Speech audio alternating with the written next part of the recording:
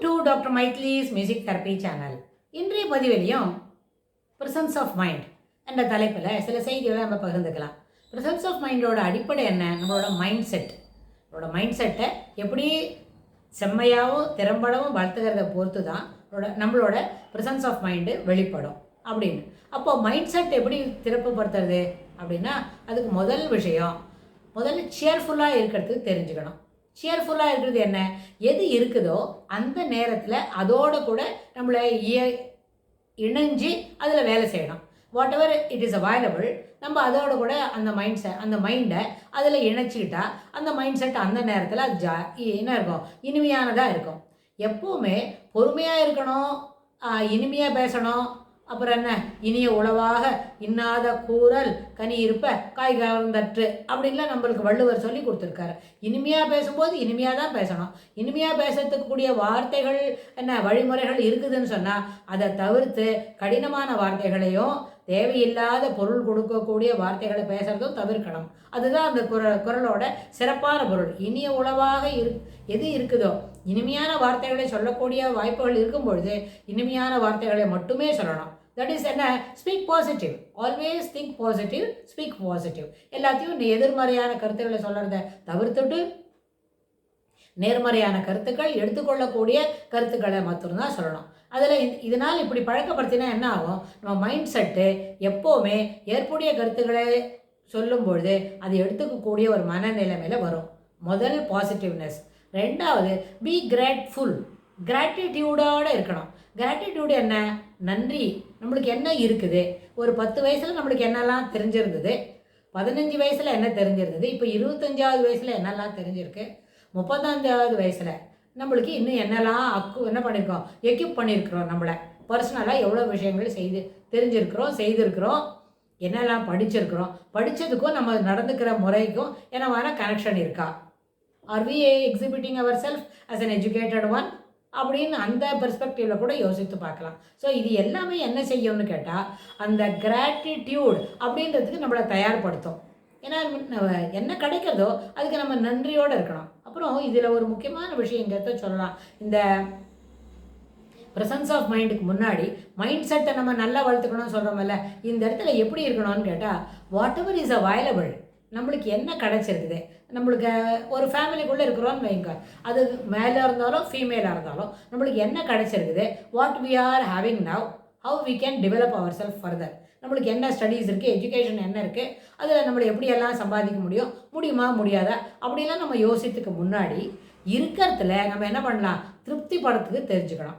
அந்த திருப்தி படுறத சின்ன சின்ன விஷயங்களுக்கு திருப்தியும் சந்தோஷமும் இருந்ததுன்னா மேலே மேலே நம்மளால் வளர்த்துக்க முடியும். இப்போ எதுவுமே இல்லாத பொழுது அவங்களாம் அப்படி இருக்கிறாங்க பாரு, இவங்களாம் எப்படி இருக்கிறாங்க பாருன்னு அந்த கம்பேரிசன் மைண்ட் செட்டை வளர்த்துட்டோமான அந்த மைண்ட் செட்டில் என்ன பண்ணோம்னா எப்போவுமே எல்லாத்துக்குமே கம்பேர் தான் பண்ணிகிட்ருக்குறோம். அதாவது ஒன்று மாற்றி ஒன்று, அதுக்கு மேலே அதுன்னு அதுதான் கம்பேர் பண்ணுவாங்களே தவிர இருக்கிறத பற்றி சந்தோஷப்படுற அந்த மைண்ட் செட்டு அவங்கள விட்டு போயிடும். அது அப்படி வளர்த்துக்கவே மாட்டாங்க. இப்படி இன்றைக்கி இருக்குது, ஏதோ ஒரு சின்ன லோயர் லெவலில் இருந்தாலும் எதிர்பாராதது நம்ம என்ன கிடைக்கல, எதிர்பாராததே ஏதோ கிடச்சிருக்குது, ஆனால் எதிர்பார்த்தது என்னவோ அது கிடைக்கலன்னு வைங்களேன். Be happy to that immediate situation. Try to learn what exactly you are getting from அப்படின்றதுல இருக்கணும். நம்ம என்ன கிடைச்சதோ அதில் ஒரு திருப்தி இருந்தால் சரி பரவாயில்ல, இதோட இது போகிறோம், நாளைக்கு வேறு பார்த்துக்கலாம், அடுத்த அக்கேஷன் வரும்போது you will go for the better things. அப்போ வருமானு பார்க்கலாம், அன்றைக்கி வரும்போது பார்த்துக்கலாம். இன்றைக்கி நம்ம இந்த ஹெல்த்தோடு இருக்குமா, be happy with that, you continue to live இந்த பொசிஷன்லேயே போயிட்டே இருக்கலாம், அப்புறம் நாளைக்கு இன்னும் பெட்டராக வரும் அப்படின்னு. ஸோ அதனால் ப்ராக்டிஸ் மேக்ஸ் பர்ஃபெக்ட் அப்படின்ற அந்த வார்த்தையை இந்த விஷயங்களுக்கும் நம்ம பயன்படுத்திக்க முடியும். மைண்ட் செட்டுன்றது நம்ம வளர்த்துக்கிறது. மைண்ட் செட்டுன்றது எப்பவும் பாசிட்டிவாக இருக்கணும். அதில் முதல்ல என்ன விஷயங்கள்லாம் அண்டர்லைன் பண்ணிக்கணும், கிராட்டிடியூட் அப்படின்ற வார்த்தையை வளர்த்துக்கணும். அப்புறம் மைண்ட்ஃபுல்னஸ் அப்படின்ற ஒரு வார்த்தையை நம்ம பழகிக்கணும். என்ன, எப்போவுமே மனசு அமைதியாக இருக்கணும்னு சொன்னால் டீப் ப்ரீத்திங் நிச்சயமாக ஓடும். சில மெடிடேஷன் ப்ராக்டிசஸ்லாம் வச்சுக்கலாம். அப்புறம் சில குட்டி யோகா எக்ஸசைஸ்லாம் பண்ணலாம். அதாவது யோகன்றது என்ன, மனமும் எண்ண ஓட்டங்களும் நம்மளுடைய உடல் பாகங்களும் ஒருமித்து ஒரு நேர்கோட்டில் வரும்பொழுது அந்த யோகான்றது வரும். அப்படின்னா அது என்ன, இப்போ ஒரு 15 நிமிஷமாக காலம் அடக்காமல் உட்காந்துருந்தா அது யோகாவா? இல்லை, மனம் ஒன்றுபடலை இல்லையா? மனம் இதை பார்த்தா ஏதோ பேசிக்கிட்டே இருக்கும். அப்படி இருக்கும்போது எப்படி இருக்கும்? அடுத்த செய்தி என்ன சொல்லணும், அடுத்த சென்டென்ஸ் எப்படி வரணும் அப்படின்றது தான் நம்மக்கிட்ட மனசில் வந்திருக்குமே தவிர மனம் ஒருமுகப்படவில்லை. அப்போ ஒருமுகப்படலைன்னு சொன்னால் அது யோகத்தில் சேர்த்துக்க முடியாது. We cannot connected to the yoga. So அதனால் என்ன பண்ண முடியும்? மனம் அமைதியாக இருக்கணும்னு சொன்னால் எண்ண ஓட்டங்கள் செயல்கள் எல்லாமே ஒரு கோட்டில் இருக்கணும். அதனோட அளவை நம்ம நிறுத்தணும். ஆனால் இப்போ இதில் முக்கியமான விஷயம், ஒரு யோகா மாஸ்டர், ஒரு யோகா தெரிஞ்சவர் நம்மளுக்கு கைடு பண்ணுறதுக்கு வந்திருக்கிறாங்க அப்படின்னு சொன்னால் அவங்க என்ன சொல்லுவாங்க தெரியுமா? முதல் வகுப்புலேயே இந்த இது சித்திக்காது. You cannot attain this. Over the period தான் அது வரும். அது ஓவர் த பீரியட்ன்றது இட் டிஃபர்ஸ் இண்டிவிஜுவலி. சிலவங்களுக்கு வந்து ஒரு 10 கிளாஸில் வரும், சிலவங்களுக்கு 20 கிளாஸில் வரும், சிலவங்களுக்கு 6 மாதம் ஆனால் கூட அது வர்றதுக்கு கொஞ்சம் கஷ்டப்படுவாங்க. அதனால் இண்டிவிஜுவல் டிஃப்ரென்சஸ் இருக்குது. ஓவர் த பீரியட் ஒரு யோகா கிளாஸ் 1 ஹவர் அட்டன் பண்ணுறோன்னு வைங்க, அதில் 10 நிமிஷம் மனம் ஒருமித்து இருந்தால் பெரிய விஷயம். என்ன பெரிய சக்ஸஸ் அது. வெற்றியின் ரகசியம் என்ன அப்படின்னு நம்மளை கேட்டுட்டு எல்லாரும் வருவாங்க. அதனால் மனம் ஒருமித்தால் தான் அங்கே மெடிடேஷன் சக்ஸஸ்ஃபுல் ஆகும்னா அடுத்த விஷயத்தில் நம்ம வந்து டீப் ப்ரீத்திங் அதெல்லாம் பண்ணலாம். சில சமயம் அமைதியாக உட்காந்துக்கலாம், தியானம் இருக்கலாம், மனம் ஒருமுகப்படுத்துறதுக்கு இறைவனை பிரார்த்தனை பண்ணலாம். இறைவனை தொழுவதற்கு தெர் இஸ் நோ தனியான டைம் ஒன்றும் கிடையாது.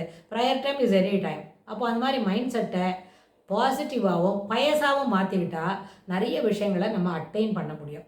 மைண்ட் செட்டு தான் ரொம்ப முக்கியம். இப்படி மைண்ட் செட் என்ன, that it related to attitude of the mind. இப்படி தான் இருக்குது. எப்போவுமே கம்பேரிசன், எல்லாத்துக்குமே கம்பேரிசன். அது காட்டிலும் அடுத்தவங்களோட கம்பேர் பண்ணுறது காட்டிலும் you compare your self from the pre post.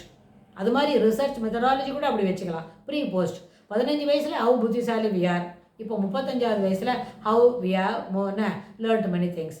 What are all the learning curve நம்மளுக்கு இந்த 20 வருஷத்தில் எப்படியெல்லாம் வந்திருக்கு. அதுக்கு ஒரு ஆட்டிடியூடை டெவலப் பண்ணிவிட்டு அந்த ஆட்டிடியூடுக்கு தகுந்த போல் மைண்ட் செட்டையும் நம்ம ரிஃபைன் பண்ணமான நம்மளை ஜெயிக்கிறதுக்கு இன்னொரு ஆள் புதுசாக வரணமாக இருக்கும். நம்மளே நம்ம we are conquering our feats. இதுக்கு வந்து ஒரு மைல் ஸ்டோன் வச்சுக்கிறோம், இதை நம்ம அட்டைன் பண்ணுறோன்னு வைங்க, இதை நம்மளே அடுத்த தடவை பிரேக் பண்ண முடியும். அதை முறியடிச்சிட்டு அடுத்த ஸ்டேஜுக்கு நம்ம போக முடியும். ஸோ அதனால் மைண்ட் செட் வளர்த்துக்கு வரதும் அத்தியாவசியம்னு சொல்லி இந்த பதிவை நம்ம நிறைவு செய்கிறோம். இதுக்கு தொடர்புடைய செய்திகளை வரப்போகிற பகுதிகளிலும் பார்க்கலாம். Thanks for